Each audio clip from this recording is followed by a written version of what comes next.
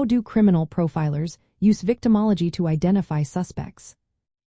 Imagine trying to solve a puzzle where some pieces are missing. Criminal profilers face this challenge when they use victimology to find the person responsible for a crime. Victimology is the study of the victim's characteristics and lifestyle. It helps profilers understand why a victim was targeted and what that reveals about the offender. By examining details like the victim's daily routines, social relationships, and places they visit, profilers can find clues about the suspect. For example, if a victim was known to frequent certain locations or had conflicts with specific people, those details can point to potential suspects.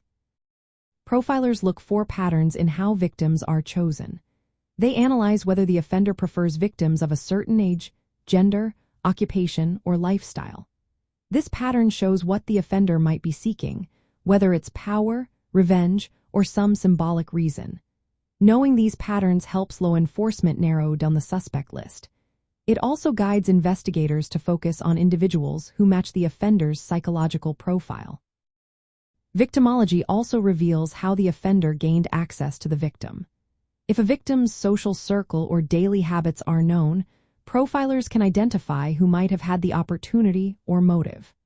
For example, if the victim was involved in a certain hobby or worked in a specific field, suspects connected to those areas become prime candidates.